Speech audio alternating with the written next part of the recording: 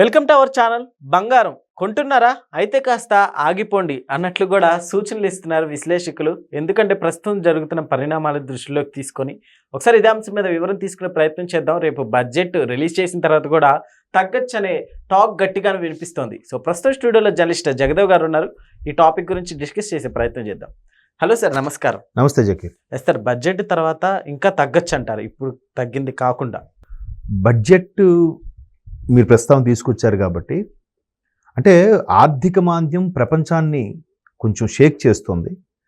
మదుపరుల సొమ్ము ఆవిరైపోతుంది షేర్స్లో. అలాగే బంగారం ఎవరైతే కొనాలనుకుంటున్నాడో సామాన్యుడికి అందుబాటులో లేని పరిస్థితికి వెళ్ళిపోయింది. ఈ నేపథ్యంలో ఇవాళ ఒక్కసారి ఎందుకో చాలా చేంజెస్ వచ్చేసాయి. ఎంత చేంజెస్ వచ్చేసాయి అంటే ఆల్మోస్ట్ బంగారం 20,000 దాకా ఎంతో తగ్గింది. అలాగే వెండి ఒకే రోజులో 80,000 డౌన్ఫాల్ అయిపోయింది. కేజీ వెండి. బంగారం మాత్రం నేను చెప్పేది 10 గ్రాములకు సంబంధించి. అంటే ఏదైతే అమెరికా వాడు పిచ్చి తుగ్లక్ నిర్ణయాలతో ప్రపంచాన్ని అంతా నా గుప్పెట్లో ఉండాలి, నేను చెప్పినట్టే వినాలి, నాకు భయపడాలి అని విర్రవీగుతున్నాడో దానికి సంబంధించిన వస్తున్న ఈ ఫ్లక్చువేషన్స్ ఇవన్నీ కూడా ఎక్కువగా. మరోవైపు ఈ ఏదైతే యూరోపియన్ కంట్రీస్తో యూరోపియన్ సమాఖ్యతో మనం ఒప్పందం కుదుర్చుకున్నామో, భారత్లోనే పెట్టుబడులు పెట్టడానికి కానీ, భారత్తోనే సత్సంబంధాలు నెరపడానికి కానీ, భారత్తోనే వాణిజ్య ఒప్పందాలు చేసుకోవడం అన్నీ కూడా ఎప్పుడైతే యూరోపియన్ సమాఖ్య ఒప్పందం కుదుర్చుకుందో దానికి ఆర్థిక మాంద్యం ముడిపెట్టకుండా భారత్ ముందుకెళ్తోంది.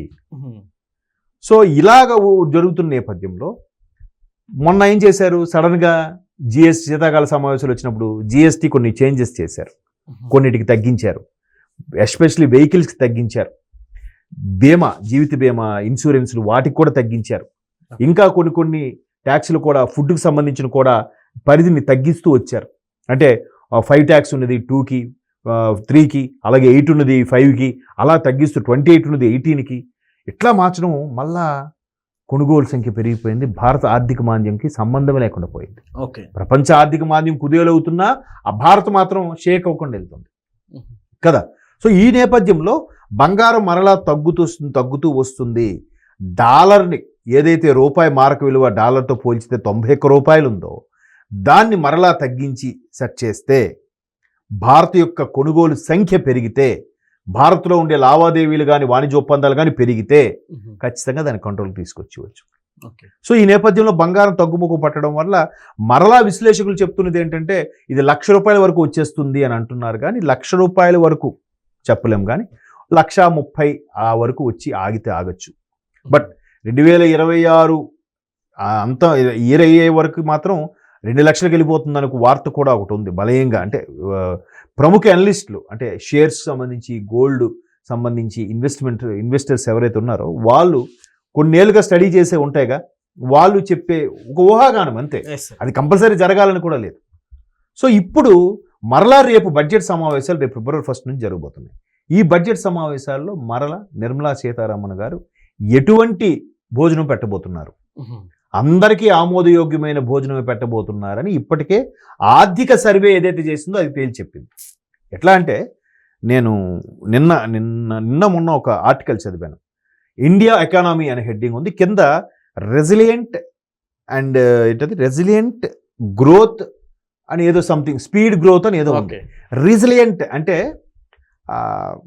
ఏంటంటే ఒక స్థితిస్థాపకత అంటారు తెలుగులో, అంటే ఎలాస్టిసిటీ. అంటే మీకు బెస్ట్ ఎగ్జాంపుల్ ఎలా చెప్పాలంటే, ఒక ట్రౌజర్ ఉంది, ఆ ట్రౌజరు అన్నీ ఎంత నడుము సైజు ఉన్నారు సరిపోవాలంటే దానికి ఎలాస్టిసిటీ ఉంటే కదా ఈజీగా ఉంటుంది, ఎవడైనా వేసుకుంటే పట్టేసేలాగా. సో అట్లాగా అన్ని వర్గాల వారికి కంఫర్ట్గా ఉండేలాగా రెసిలియంట్ గ్రోత్ అనేది తీసుకురాబోతున్నారు.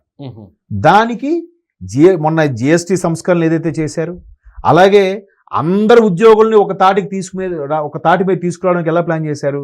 ప్రభుత్వ ఉద్యోగులకైతే పిఆర్సీ అవుతుంది, పే రివిజన్ కమిషన్ ఉంది. ఇది ప్రతి 5 ఏళ్ళకో 6 ఏళ్ళకో సంథింగ్, ఒక్కోసారి డిలే అయినప్పుడు 6 ఏళ్ళకి అవుతుంది. దానివల్ల ప్రభుత్వ ఉద్యోగులు జీతాలు పెరుగుతున్నాయి, వాళ్ళ యొక్క తలసరి ఆదాయం పెరుగుతుంది. మరి మధ్యతరగతిలో ఉండే ప్రైవేట్ ఉద్యోగ పరిస్థితి ఏంటి? సో వాళ్ళకి కూడా మినిమం బేసిక్ 21,000 ఉండాలి. అలాగే ఈ జొమాటోలు, స్విగ్గీలు, ఆ బిగ్ బాస్కెట్లు తిరిగే వాళ్ళకి వీళ్ళు గాలి తిరుగులు తిరుగుతున్నారు, వీళ్ళు ఆ రోజు పని చేసుకుంటేనే వీళ్ళకి డబ్బులు లేకపోతే లేదు, ఒక వేతనంలాగా ఉంది వీళ్ళకి, కూలీల్లాగే అని వాళ్ళు కూడా కొన్ని సంస్కరణలు తీసుకొచ్చారు. అటువంటి వాళ్ళకి కూడా కొన్ని జీవిత బీమాలు వర్తిస్తాయి, ఇవ్వాలి, వాళ్ళు కూడా కొన్ని వెసులుబాట్లు కల్పించాలని చేశారు. ఇవన్నీ చేయడం వల్ల ఏమైంది, వాళ్ళ యొక్క శాలరీ పెరుగుతుంది, దాని తద్వారా టర్న్ ఓవర్ పెరుగుతుంది, భారత్ అనేది ఆర్థిక మాంద్యంలో చిక్కుకుపోవటం లేదు. పైగా ఇవన్నీ ఎందుకు ఒకదానికి లింకప్ అంటే, భారతీయులకు అత్యంత ఇష్టమైన లోహం ఏదంటే బంగారం.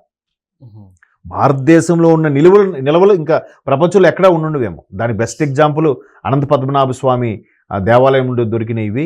అలాగే చాలా దగ్గర కూడా ఇప్పుడు మనకి తిరుమల వెంకన్న స్వామి వారి యొక్క బంగారంది భక్తులు ముడుపుల రూపంలో ఇచ్చిన బంగారు ఇవన్నీ కూడా ఎస్బీఐకి పెడితే ఎస్బీఐ రోజుకి 22 తులాల బంగారం ఏదో ఇంట్రెస్ట్ ఇస్తుందంట. అంత ఉంది స్వామివారి దాన్ని ఏమంటారు సొత్తు. సో అంటే బంగారం మనకు అంత, ఇప్పుడు చాలా మంది నిలువు దోపిడీ అని ఇచ్చేస్తూ ఉంటారు. ఇంకొంతమంది ప్రతిదానికి కూడా పిల్లలు పుట్టిన బారసాలు చేసిన ఏం చేసినా కూడా బంగారంతో కొలమానంగా చూస్తాం. బంగారం పెట్టి వాళ్ళకి చిన్న ఉంగరమో లేదంటే మెడలో గొలుసు, అంటే బంగారం కొనుగోలు సంఖ్య కూడా భారతీయులకు బాగా ఎక్కువ. అదొక సెంటిమెంట్ మనకి. బంగారం అనేది సాక్షాత్తు లక్ష్మీదేవితో మనం చూస్తాం. సో ఇలాంటి పద్ధతులు, ఇట్లాంటి సంస్కారమైన నియమాలు ఉండబట్టి భారత్ ఎప్పుడు ఏది కుదేలైనా కూడా భారత్ ఎప్పుడు షేక్ అవ్వదు. పెరగకపోవచ్చు కానీ దిగదు, అక్కడ స్టేబుల్గా ఉండిపోతుంది. ఎందుకు స్టేబుల్గా ఉండిపోతుంది, దానికి ఇంకో ఎగ్జాంపుల్ కూడా చెప్పచ్చు. కరోనా ఉంది. కరోనా టైంలో ప్రపంచ దేశాలు అల్లాడిపోయాయి. వాడు బెడ్ రిటర్న్ అది ఇది అంటే అఫ్కోర్స్ వాళ్ళకి ఇన్సూరెన్స్ ఉన్నప్పటికి కూడా, కానీ మన దగ్గర ఆ రోజు యాంటీబయాటిక్ పసుపు వేసుకొని తినాలి. మన రోజువారీ ఆహారపు అలవాట్లో పసుపు మ్యాండేటరీ మనకి ఉంటుంది, కూరల్లో వాటిలో వేసుకుంటాం. వాడికి అవే ఉండవు, పిజ్జాలు బర్గర్లే కదా. సో వాడు ఏదో భయపడిపోయాడు. మనకి అంత ప్రపంచంలో ఎక్కువ బయట ఎక్కడ మరణాలు ఉన్నా మన దగ్గర మరణాల సంఖ్య చాలా తక్కువే. ఈవెన్ రోజువారీ భారతదేశంలో జరిగే యాక్సిడెంట్ల కన్నా కరోనా మరణాలు చాలా తక్కువ అంట సర్వే ప్రకారం. సో ఇవన్నీ ఎందుకు చెప్తున్నానంటే, బడ్జెట్ని రేపు మరలా ప్రవేశపెట్టిన తర్వాత ఏవైతే కొన్ని నిబంధనలు చేంజెస్ తీసుకొస్తారో ఆ టీం కూడా చాలా పవర్ఫుల్గా ఉంది. ఆ చేంజెస్ తీసుకొచ్చిన తర్వాత మరలా బంగారం కొనుగోళ్ళు ఎప్పుడైతే భారతదేశం నుంచి కొనుగోలు తగ్గుతాయో, అరే మనకి కొనుగోలు పడిపోయిందంటే ఖచ్చితంగా డిమాండ్ తగ్గిపోతుంది. డిమాండ్ తగ్గితే ప్రైసు ఇప్పుడు 70 కాదు మళ్ళీ 50కి 30కి కూడా వచ్చేసిన ఆశ్చర్యపోవట్లేదు. మేబీ ఇంకొక నెల రోజుల్లో 1,10,000 కూడా వచ్చేస్తుందేమో. అలా అయితే సామాన్యుడికి మరలా అందుబాటులోకి వచ్చినట్టే. బట్ 70,000 80,000 నుండి ఒక్కసారి వెళ్ళిపోయిందంటే ఎంత, ఒక్కసారి ఆలోచిస్తే చూడండి. With in the span of 6 months ₹1,00,000 పెరిగిపోయిందండి. మళ్ళీ 70కి వస్తే ఎలా ఉంటుంది, ఎలా అందరికి కొనుక్కొని దొరకదు. ఎగ్జాక్ట్లీ, ఇంకా వాడి భారీ స్థాయిలో ఇంపోర్ట్ చేసుకోవాల్సిన పరిస్థితి వస్తుంది. చూద్దాం మరి. Okay sir, thank you.